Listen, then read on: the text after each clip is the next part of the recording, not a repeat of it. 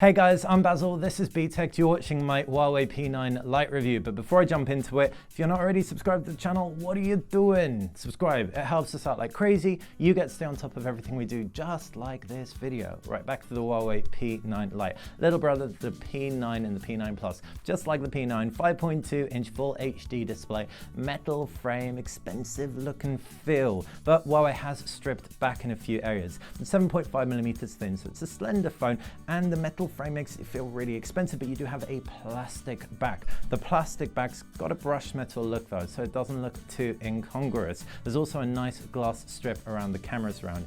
Eagle eyes will notice you've just got one camera here, not a dual camera. You've got a micro USB at the base, not a USB Type-C, but otherwise it's a very similar, very good looking device compared to the P9. So the design does get a thumbs up without a shadow of a doubt.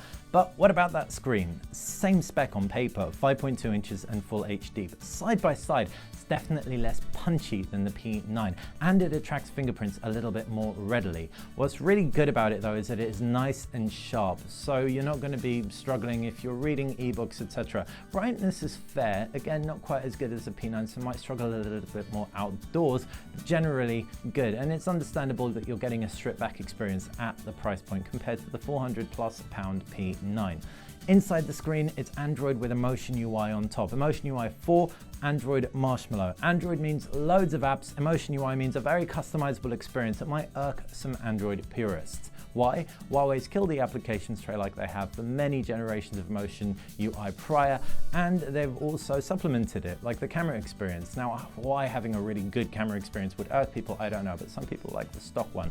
Moving on to the actual customizations, you've got a hidden applications tray with a reverse pinch. You can also change your themes out, change your transitions out pretty readily, customize the notifications tray, which I personally don't like quite as much.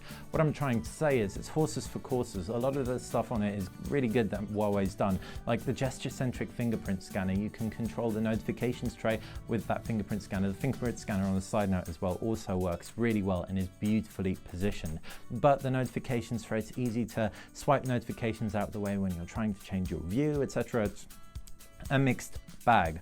Still, performance seems to be really good in the week that I've been using it. I haven't noticed too much stutter or slow down at all, and I even was gaming on it a fair bit. I'll come on to that a little bit later. So with a thumbs up for the user interface, a thumbs up for the screen, and a thumbs up for the design, we're off to a good start. But how does the camera perform, or the cameras? You've got an 8-megapixel front camera and a 13-megapixel rear camera. The rear camera can shoot full HD video. And what's really cool about it is the image stabilization on it is very, very good. Pure photo quality and good lighting is also really good. 13 megapixels, plenty to capture loads of detail. In fact, it's got a higher resolution than the Huawei P9's camera.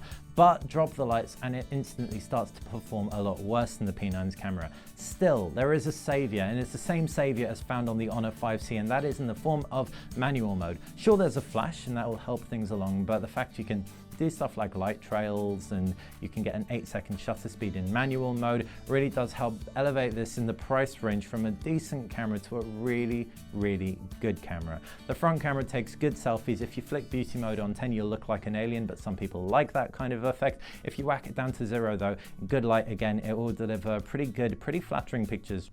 Try and take your selfies in good light, everyone.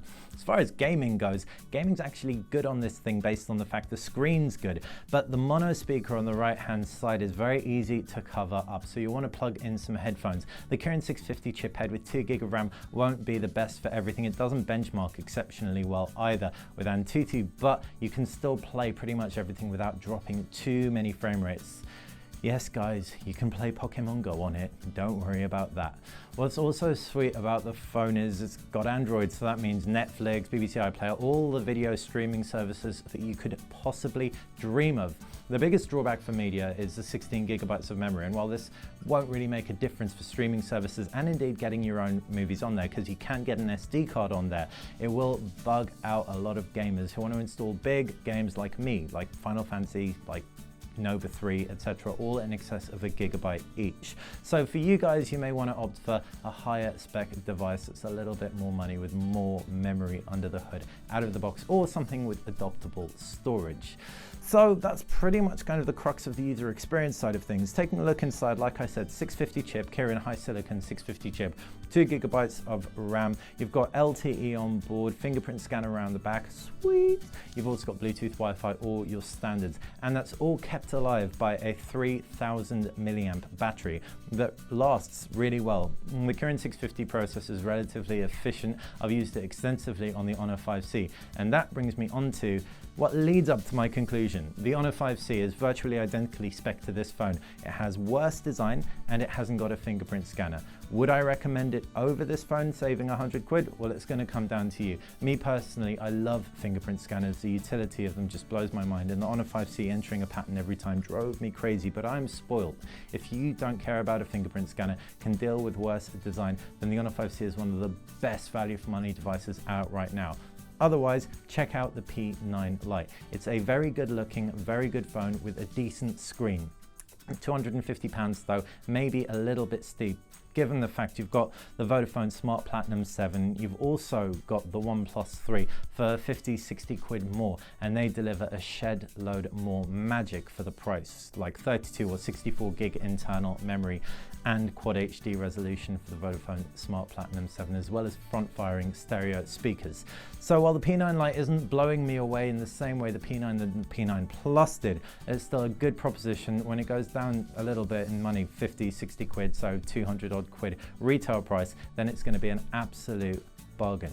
Hopefully you enjoyed this video. If you did, click that thumbs up button, and if you like the channel, like I said before, subscribe. That's how you stay on top of everything we do. And remember, you can always comment in the comment section below. We'll do our best to answer. Thanks for watching BTech.